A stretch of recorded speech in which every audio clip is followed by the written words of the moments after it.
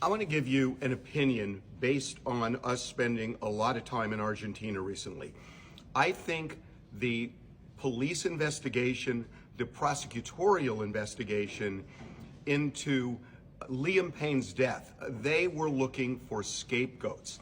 And the three people they're saying who are responsible for his death, I'm not buying it. The hotel, I believe, is responsible for his death. And it seems authorities are trying to cover up for this hotel. Let me explain.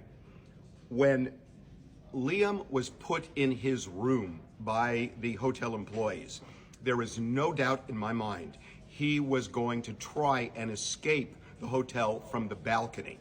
Here's the evidence of that.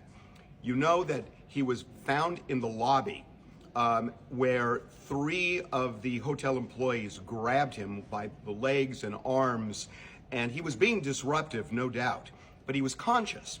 And they carried him up to his room, and outside the room, they got in a fight. Liam did not want to go in that room, and there's a whole background. You can read this on our website, where Liam hated being stuck in a room. It was something that happened during One Direction. He just hated it. He did not want to go in there, but they threw him in, and they came out, and they were so concerned that he destroyed property, they took the mirror off the wall in the hallway next to his room.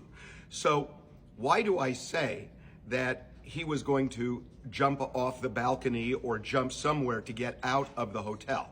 Well, for a bunch of reasons. Number one, it was very clear to the hotel employees who put him in the room that he was going to try to escape through the balcony. The reason I say that is because 5 minutes after they walked out of the room, one of the employees called 911 and said exactly that. Said, "We fear for his life. There's a balcony there." So clearly he must have said something in the room to trigger the concern of a hotel employee to specifically mention to the 911 dispatcher that they feared for Liam. There was a balcony in the room and they feared for his life.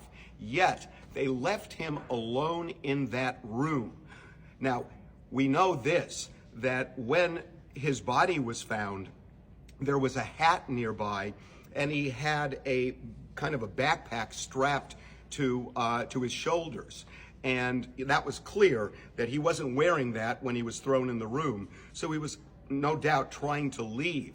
The other thing that I think is especially interesting that we found out, and this is according to the police report which we've obtained, 2 days after Liam died, and a hotel employee went to the room directly below him on the second floor and found on the balcony a leather bag with a note inside that said "for Liam," and also had pills and a whiskey bottle. So what it seems happened here is that Liam took that leather bag, dropped it down to the second floor balcony, and it seems that what he was going to try to do was scale down to the second floor, and then it was kind of a short drop from the second floor to the ground, and he was probably going to jump. He had done this before, just a month and a half before, when a bodyguard tried to lock him in a room in Florida.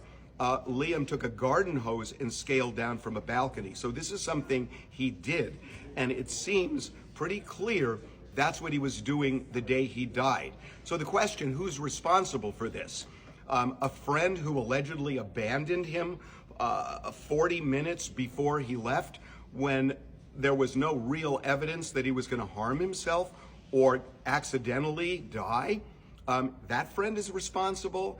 A waiter who may have done drugs with him, but there's no real evidence that he sold him drugs. And even if he did, was it the drugs that killed Liam Payne, or the fact that the hotel knew that he was going to try to get out of there via the balcony, and all they did was shut the door, left him there, knowing there was danger because they set it right to the 911 operator? So to me, the real question now is, what is the connection between prosecutors, the authorities, and the seeming desire to protect the hotel? Because that hotel did a lot wrong, and it seems they're trying to pin it on some patsies.